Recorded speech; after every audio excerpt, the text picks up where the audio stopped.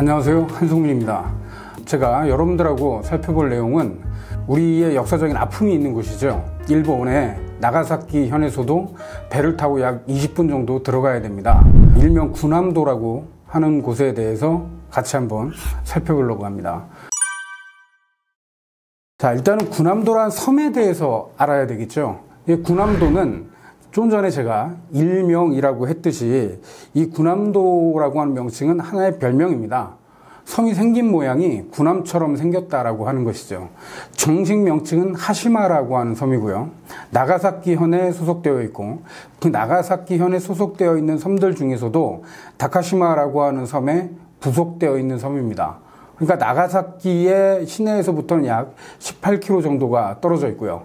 이 섬은 사진을 보시면 아시겠지만 동서의 너비는 대략 한 160m, 그리고 남북으로는 480m 정도가 됩니다. 이 섬의 둘레 전체를 측정을 해보면 대략 한 1.2km 정도가 되니까 야구장 2개 크기거든요.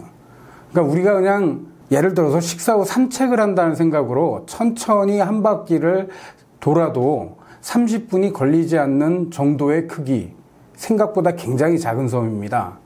근데 이 섬이 1960년대에는 인구 밀도가 6,000명이 넘는 사람들이 거주하기까지도 했습니다. 그만큼 인구 밀도가 높았다라는 것이고, 그만큼 여기서 뭔가 많은 일들이 또 발생할 수도 있다라는 얘기가 되겠죠. 근데 이 섬은 현재는 일본의 메이지 시기 산업혁명 유산의 하나로 등재되어 있습니다. 근데 그 이전까지는 저희가 잘 몰랐었죠.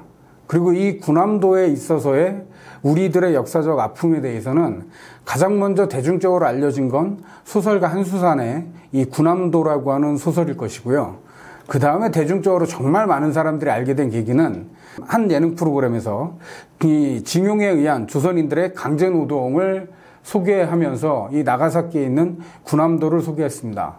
그러면서 이제 한국 사람 대부분이 너무도 잘 알게 되는 섬이 됐지만, 문제는 군함도에서 많은 한국인들이 징용당해서 희생당하고 강제 노역에 시달렸다라고 하는 것에 대해서는 사람들이 잘 알고 있습니다. 그런데 거기서 조금 더 들어가면 구체적으로 뭐가 어떤 게 문제이고, 이 군함도가 왜 세계 메이지 시기에 일본의 산업혁명 유산으로 등재됐고, 도대체 일본의 의도는 어떤 건지, 그리고 군함도라고 하는 섬, 좀 전에 제가 말씀드렸듯이 굉장히 작은 섬이에요. 근데 그 섬 전체가 그렇다면 세계문화유산으로 등재된 건가? 그런 내용들에 대해서 정확하게는 모른다는 겁니다. 그래서 그런 내용에 대해서 오늘은 한국의 이 군함도에 대한 대중적인 높아진 관심을 반영하고, 또 하나는 무리하게 일본이 올해 여름에, 그것도 무지하게 더운 시절에 도쿄올림픽을 개최를 했습니다. 개막식을 치르기 불과 얼마 전에 유네스코에서 일본에게 공식적으로 경고를 내렸죠.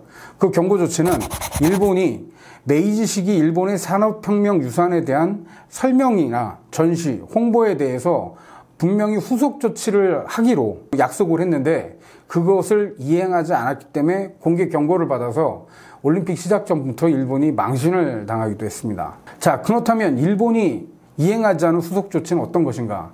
지금 현재의 유네스코는 잘 아시겠지만 트럼프가 미국의 대통령을 하는 동안에 유네스코에 회비 납부를 하지 않았습니다. 마음에 안 든다고. 그래서 유네스코를 유지하는 가장 큰 운영비가 미국에서 나왔었는데, 그것이 중단된 현재에는 실질적인 유네스코의 운영비를 제공하는 돈줄의 역할을 하는 게 일본 정부입니다.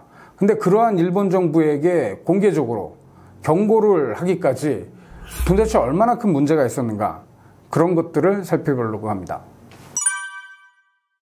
군함도가 산업혁명 유산으로 등재될 때 군함도만이 등재됐던 건 아닙니다.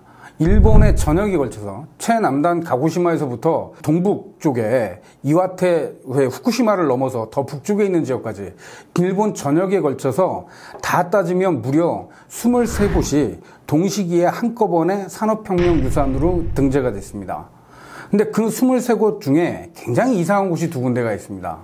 이곳을 파악해 보면 당시에 일본이 왜 굳이 무리를 해가면서까지도 세계문화유산으로 일본의 이 산업혁명 유적들을 등재하려고 했는지가 보입니다. 실제로 산업혁명 유산이 일본에게 중요했던 건지, 아니면 이 2곳이 중요했던 건지, 그것이 우리가 한번 판단해 볼 문제입니다. 23곳 중에 이 하시마를 포함한 나머지 21곳들은 실질적으로 산업과 다 직접적으로 관련이 있는 곳들이에요. 뭐 탄광이라든지 아니면 배 수리시설이라든지 아니면 조선소라든지 뭐 여러 가지로 철을 녹이던 금속을 녹이던 반사로라든지 이런 것들 대부분 다 실제로 근대 초기에 일본 사회에서의 산업혁명 유산으로 인정할 만합니다. 그런데 딱 두 군데 거기는 산업혁명으로 인정할 수 없는 곳인데 그곳을 일본 정부는 중요하게 생각하지 않았을까라고 저는 생각하고 아마도 제 판단이 그렇게 틀리지는 않았을 겁니다. 어디 있는 곳이냐면요. 자, 지금 직전까지 한일 관계 이렇게 나빠지는 데 있어서의 한 축을 담당했던 사람은 전직 일본 수상이었던 아베 신조죠. 그 아베 신조의 고향은 혼슈 끄트머리에 규슈로 넘어가는 야마구치 현입니다. 근데 그 야마구치 현은 과거에는 일본이 메이지 유신 전에는 조슈번이라고 불러둔 곳이었고요. 그 조슈번은 규슈 최남단에 있는 사스마번하고 함께 메이지 유신을 일으키는데 중추적인 역할을 했던 지역입니다. 그리고 그 지역 출신들 중에 우리가 아는 이름들이 굉장히 많습니다. 예를 들면요. 한국에서야 항상 침략의 원흉으로 일컬어지는 이토 히로부미가 있고요.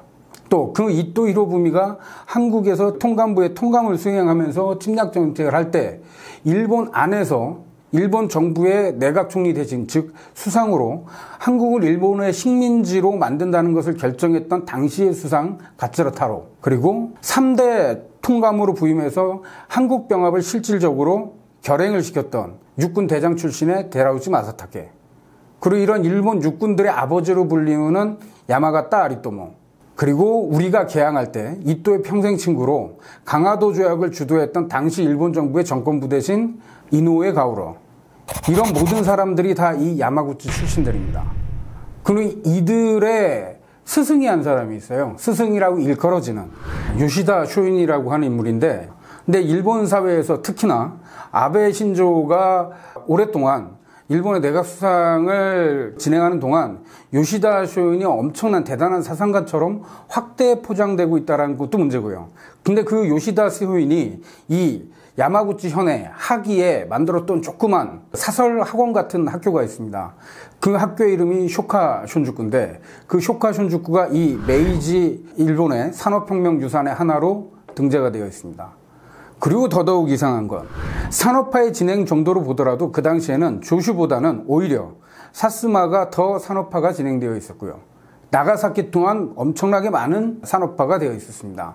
그럼에도 불구하고 굳이 산업혁명하고 전혀 상관이 없는 하기성의 마을 거주지가 산업혁명 유산으로 등재되어 있다는 겁니다. 그 거주지에 누가 살았을까요? 그 거주지에 살았던 사람들이 메이지 유신의 주역이고요. 한국 침략의 주역이었던 사람들입니다. 하기라고 하는 지역은 지금도 일본의 중자를 붙이기도 뭐합니다. 자그마한 시골 도시로 현재도 인구 규모가 5만 명을 넘지 못합니다. 근데 과거에도 그랬고 지금도 그렇지만 당시 조슈번의 수도였던 곳입니다. 물론 나중에 다른 지역으로 조슈번의 수도를 옮기기는 했습니다. 지금의 야마구치시로. 그러나 오랫동안 조슈번의 수도를 했던 곳이 그 하기시라는 곳이고 이 하기시 자그마한 인구 5만밖에 안 되는 작은 도시에서 현재까지 몇 명이나 일본의 수상이 나왔을까요? 10명이 넘는 일본 수상이 나옵니다. 그만큼 일본 권력의 핵심 지역이라는 것이죠. 그렇다면 여기에 담겨있는 의미는 뭘까요? 왜 이 두 곳을 쇼카슌주쿠와 하기성 마을 유적 이 두 곳을 굳이 넣었을까? 거기에 대해서 한번 생각해 봐야 되지 않을까요? 그것은 다음 시간에 하겠습니다.